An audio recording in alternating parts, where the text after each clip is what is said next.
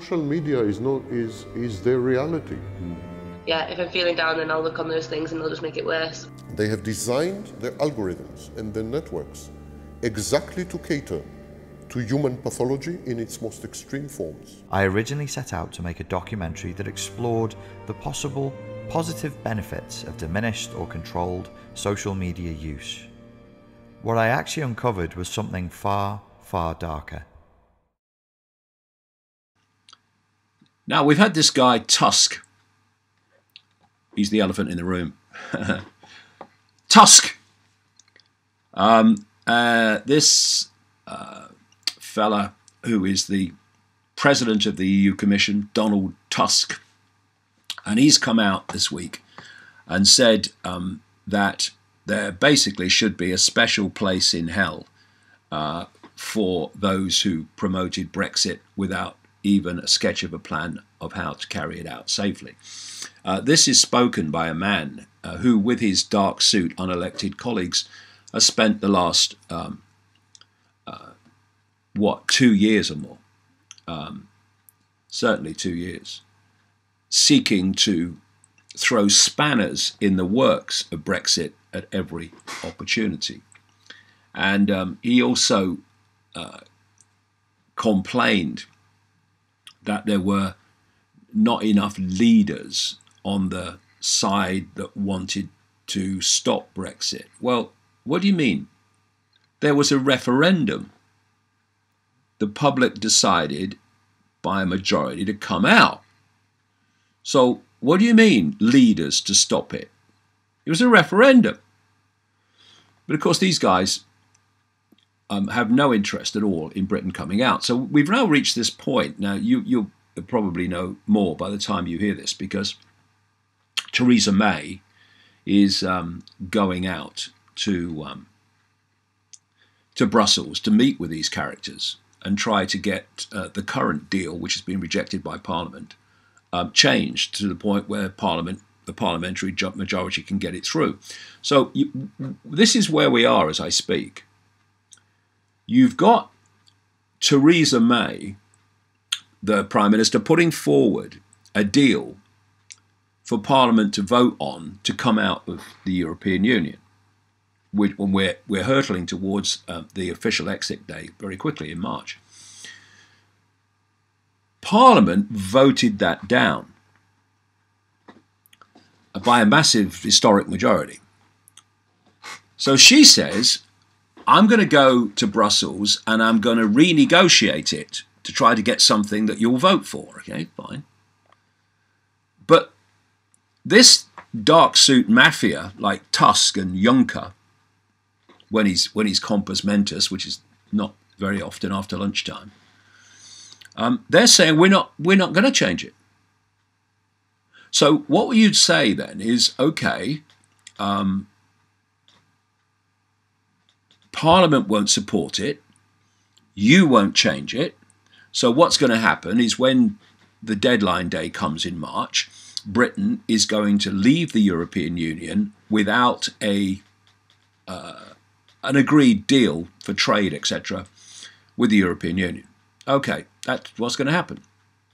Except that Parliament also voted against leaving the EU without a deal with the EU.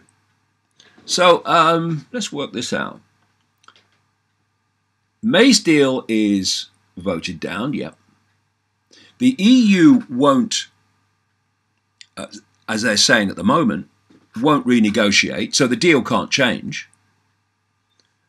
But we can't leave without a deal because Parliament says we're not going to have Britain leaving the EU without a deal. So work that one out. And it's a mess. Of course it's a mess, and it's meant to be a mess. And the hypocrisy of people like Tusk is extraordinary. These arrogant, arrogant people who are have never seen a ballot box where people can vote for them, trying to tell everyone else how they should live their lives in fine detail. And to have someone like Juncker running this bureaucratic tyranny across the whole of Europe, when his consumption of alcohol is legendary, is typical of the way power over people's lives has been handed to these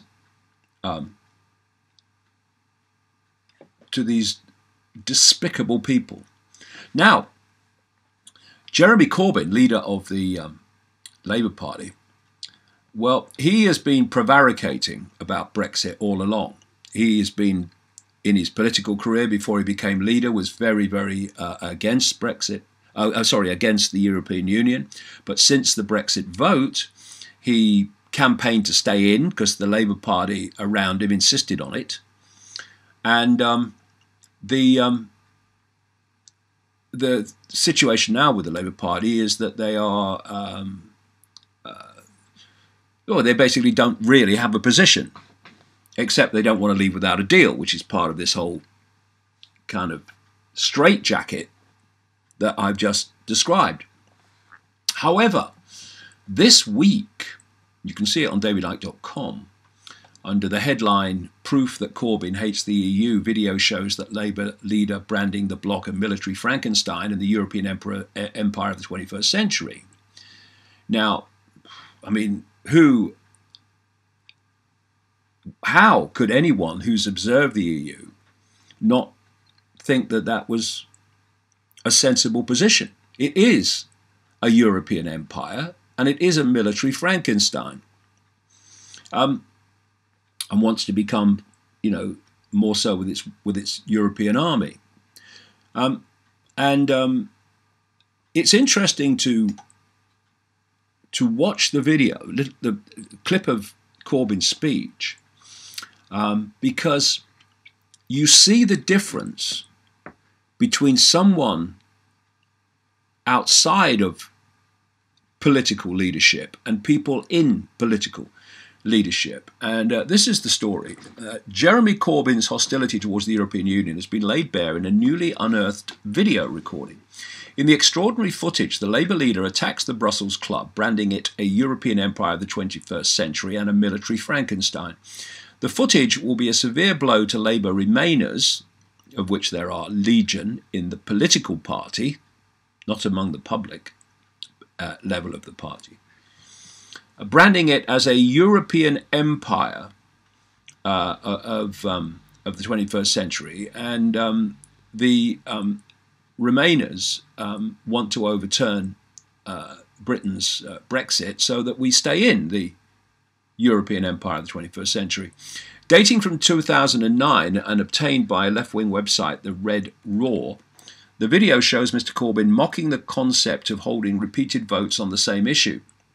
He was addressing an audience of Irish activists the year after the country rejected the Lisbon Treaty by 53.4% to 46.6%. Corbyn warned them that he expected officials to refuse to accept the result and to keep on fighting against moves to augment the EU's power.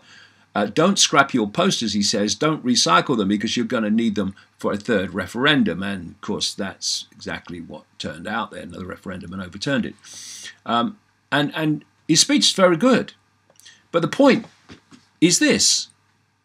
Why do you have one view when you are a backbench politician, not in opposition hierarchy, or not in the government, and another when you become leader of the Labour Party? Why?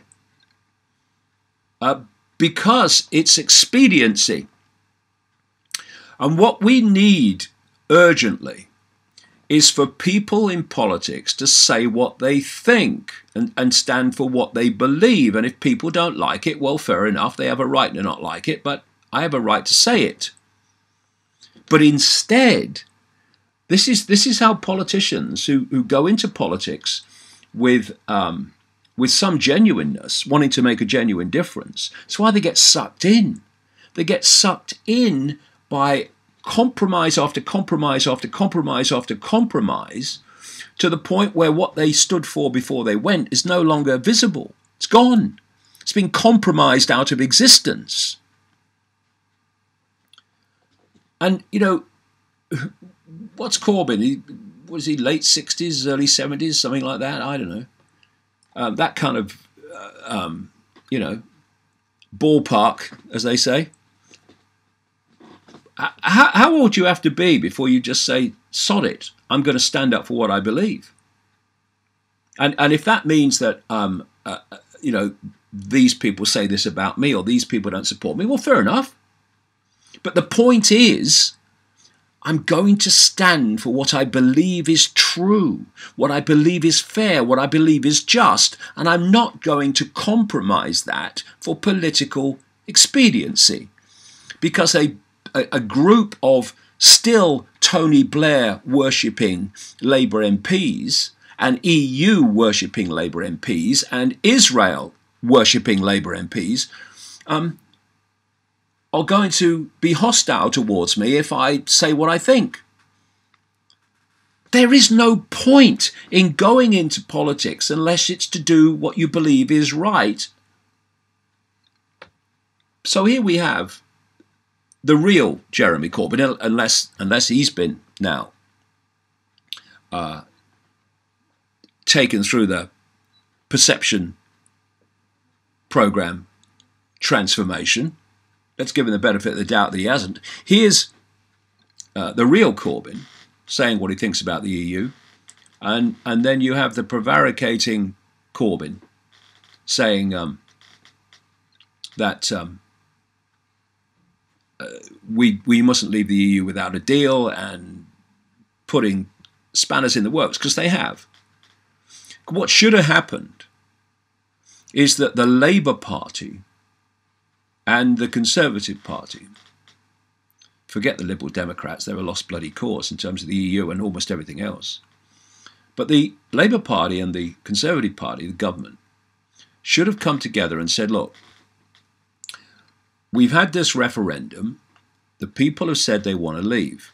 We are the people's representatives. Whatever we may think about it, we are there to serve what the public have decided and to implement it, not to throw spanners in the works because we don't like it. So what we're going to do, you and me, opposition and government, is we're going to go to the EU as one united voice, and we're going to say we are going to leave the European Union at the designated date in March. This should have happened 2 years ago. And we want a deal that's beneficial to the European Union and to Britain. But if we don't get a deal, we're out without one. Now that would have been crystal clear. And the dark suits in Brussels would have realized that we weren't messing, and there were massive consequences coming for the European Union and its economy if a deal wasn't agreed. Now, what you would have seen would have been a completely different negotiation. But because Corbyn wouldn't do that, and because the Labour Party wouldn't do that,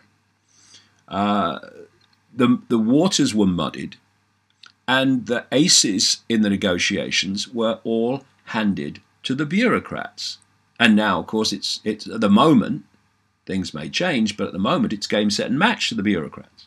The situation we're in with this straitjacket.